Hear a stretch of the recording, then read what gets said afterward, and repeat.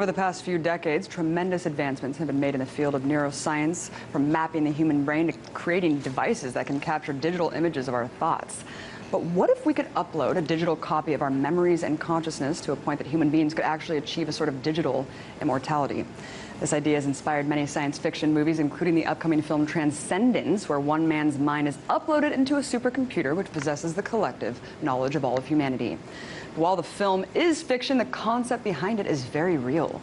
It's also the subject of a new book called Future of the Mind, which is currently #1 on the New York Times bestseller list. The author is renowned theoretical physicist Michio Kaku. Earlier today, Breaking the Set producer Manuel Rapolo caught up with Dr. Kaku and first asked him how far we really are from achieving a digital upload of consciousness. Just last year, for the first time in world history, a memory was recorded. We can actually tape record a memory and insert it back into an animal, and it remembers. This is amazing. At Wake Forest University, also in Los Angeles, they took a mouse, trained the mouse to sip water, recorded the memory in the hippocampus right here, small organ that processes memory. The mouse later forgot that. Then they shot the memory back into the mouse, and bingo, the mouse got it the first try. Next will be primates. Perhaps a monkey eating a banana will record that memory and insert it back in. And the short-term goal is to create a brain pacemaker for Alzheimer's patients. In the future, we're going to have millions of people who forget where they live, wander around. Why not have a button? You push the button, and you immediately remember where you live, who you are, who your kids are. And beyond that, who knows? Maybe we'll upload the vacation that you never had. It seems so mind-blowing to me to consider that memory, which is not a static thing, it's always changing, it's evolving depending on our experiences, can be digitized. It's really mind-blowing. But I want to ask you about something else that you mentioned in the book, the ability for telepathy. And you've actually said in the past that in the future, humans will be able to mentally contact anybody we want, see whatever image we want, and if we don't like it, we can just turn it off. That's really? Right. In the future, in fact, today we can get so that you walk into a room, we'll put on a headset, such that you can control the lights, turn on the TV, call for your car, tell your car where to go, type, dictate documents without ever touching a computer screen. And our children will wonder, how could you possibly live in a world where you had to touch the screen and you had a mouse and you had to type? Everybody just thinks and types, makes documents, controls cars. It's fascinating where we're headed, and it seems like it really is inevitable. And I think a lot is taken for granted over the things that we're already able to do now. I mean, you were just referring to these sensors in the brain that can capture images inside the brain. What are some of the other practical applications that these things could have? Well, this will replace the internet. It'll become a brain net. We'll record emotions, thoughts, patterns of behavior, and send it on the internet. Teenagers will love it. Can you imagine Facebook? You send emotions, your first date, your first kiss, your first senior prom, all on the internet. Teenagers already put little like happy faces on their emails, right? We're going to be able to record thoughts, and the movies are going to be replaced by the brain net. Movies today are a flat screen with sound. That's the movies, right? In the future, perhaps emotions and feelings will also be conveyed. This is called total immersion entertainment. It's amazing, and actually that reminds me of this new movie that's coming out now, this Johnny Depp movie called Transcendence, where it kind of takes that premise as well, you know, taking your consciousness and uploading it digitally. But I wanted to ask you, I mean, you make it sound like it's going to be a lot of fun, but it also, there's aspects that I think are a little bit terrifying. And I wanted to ask you about this new pill that's being developed that can slow down a person's perception of time. And what's being said is that, you know, this could be applied to prisoners, and they'll take a pill, it'll slow down the perception of time so that eight hours could feel like 1,000 years, a 1,000-year sentence. How would this work, and why does the future sound so terrifying?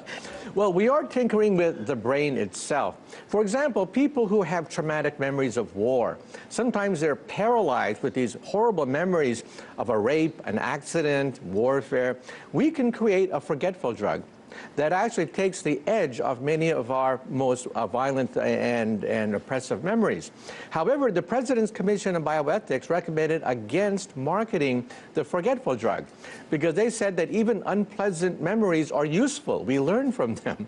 But personally, I think that sometimes some memories are so disastrously awful that they paralyze you. They prevent you from becoming a normal person. And I think we should allow forgetful drugs to be marketed. Also, drugs and therapies which can perhaps even increase intelligence are now being talked about.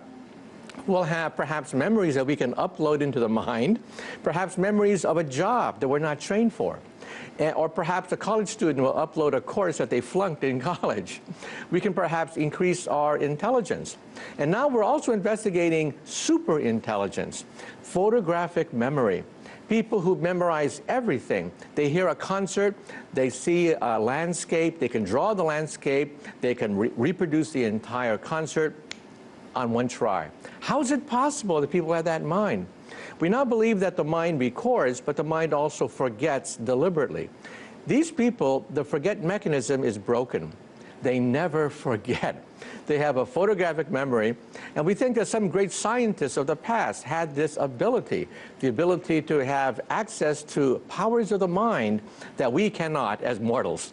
Right, and this is nothing new. This is something that you know can date back for a very long time. People that have those photographic memories, and you've actually said that right now, the time that we're living in is the golden age for learning about the mind. That we've learned more in the last 15 years than in all of prior human history. Why? What took so long? Because only recently have we had the physics, the instruments like the MRI scans that are sensitive enough to see the blood flow of the thinking brain down to like 1/10 of a millimeter. And now we have supercomputers that can actually read these thoughts and control computers by thinking. So by thinking, we can now control mechanical arms, mechanical legs. We can type. We can control thermostats, turn on the web, change a channel on a TV set, turn on the toaster. All of it just mentally. And at the next International Soccer Games in Brazil, scientists at Duke University want to take someone who's totally paralyzed, outfit him with an exoskeleton, and he will introduce the International Soccer Games in Brazil. That's amazing. And actually, one of those things that I've always enjoyed about your work is you're very gifted in taking these complex theories and making them easier to understand. I wanted to ask you about this recent discovery about the gravitational waves that are essentially remnants of the Big Bang. Can you explain why this is such an amazing discovery? Well, we think that at the inset of the Big Bang, gravity waves, waves that we've never seen before, dominated the Big Bang. And now we see them with our detectors in the South Pole. Einstein predicted this 98 years ago. And it took 98 years for us to see that at the instant of creation, there were, in fact, gravity waves. Now, this is very incredible because it means that the Big Bang was a quantum event, meaning that there's a probability it could happen again and again and again, creating a multiverse of parallel universes. So our universe may not be the only universe. This result has philosophical, theological implications. If the Big Bang happened once, as a quantum event, it can happen again. It's a subject that's so almost impossible for the human mind, at least mine, to even fathom. But you bring up a good point, because another subject that's very interesting that you discuss is God. You describe yourself as a pantheist, and I was hoping that for our viewers that don't know what pantheism means, you could explain that and how that ties into your work in theoretical physics. Well, Einstein was asked a question about God, and he says there are really two kinds of God. First is the personal God, the God that answers your prayers, that smites your enemies and the Philistines. But he didn't believe in that God. He believed in the God of Spinoza, the God of harmony, beauty, simplicity. You know, the universe could have been ugly. It could have been random. It could have been chaotic. And yet, here we are in an orderly universe that obeys very simple laws. You can put all the laws of physics on one sheet of paper. That's simplicity and elegance. And that's the God of Einstein, the God of Spinoza, the God of harmony. And that's the God that I lean toward. That is, the universe itself is so gorgeous, and it didn't have to be that way. I think that's something we could all get behind. I'd love to continue to talk about God and the universe and everything. I want to talk about something a little bit more earthly, something a little bit closer to home that you've been outspoken about as well, which is Fukushima and the nuclear crisis in Japan. There's so much disinformation out there. What is the severity of the crisis right now as you see it? The crisis is much more severe than we're led to believe. Documents have been coming out over the last 2 years showing how the utility and the government deliberately suppressed vital information. Did you know that even as the accident was progressing and they said, don't worry, everything's under control, they were contemplating evacuating Tokyo? Evacuating Tokyo. I mean, it's mind-boggling, but that's how severe the accident was. Now, right now, we have 3 melted reactors. It'll take 40 years, by their estimate, to clean up this disastrous accident, and it could start again anytime soon. A small earthquake could tip it over, and the accident starts all over again. I mean, it really is insanity, nuclear insanity, really. Like I said before, though, and as you mentioned, you know, that sounds like a conservative estimate, 40 years for the cleanup. There's so many conflicting reports that are coming out. The seafood's safe to eat. Oh, no, it's not. The radiation's going to hit the West Coast, and other scientists will disagree. What will be the long-term impacts? Is this an everlasting crisis? It's not an everlasting crisis, but there are dead zones. Dead zones around the reactor. That'll be dead zones for decades to come.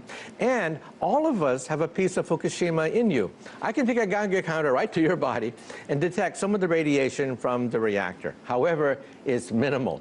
So don't think that everything is going to be radioactive here in the United States. It's not that way. Food you can eat. However, we have to monitor the food very carefully because we do know that radioactive cesium, with a half-life of about 30 years, leaked into the ocean, and it's water soluble. And it did get into the fish and sea life around Fukushima. But the government does monitor these things, and so far as we know, the food supply is safe. Well, I mean, I hope so. I hope that we can eat this food. And I did want to ask you, you know, given that the crisis, like you said, another minor earthquake could trigger another meltdown. Another tipping point. Exactly. Right. And there's so many different reactors all over the world. There's so many here in the United States. Do you think that as a result of Fukushima, you know, what we've learned from Chernobyl, that in the future we'll eventually do away with nuclear energy? Do you see us moving beyond that? Well, Germany has already thrown in the towel. Germany says never again. They saw what happened at Fukushima. A disaster in Germany could literally wipe out Germany as a nation. And so they're phasing out nuclear entirely. Switzerland follows suit. Italy is sort of teetering right now. And even Japan is teetering on the brink. They have a national debate as to whether or not to go nuclear or not. See, after World War II, Japan made the Faustian bargain. Faust was the legendary figure who sold his soul to the devil for unlimited power. That's the Faustian bargain that Japan made after the war. And now they're going to have to reanalyze whether it's worth it to sell your soul to the devil. Well, that's the future of nuclear energy, I suppose. Dr. Michio Kaku, I want to thank you so much for taking the time to join us. Theoretical physicist, author of The Future of the Mind. It's #1 right now. Everybody check it out. Thank you so much. Thank you.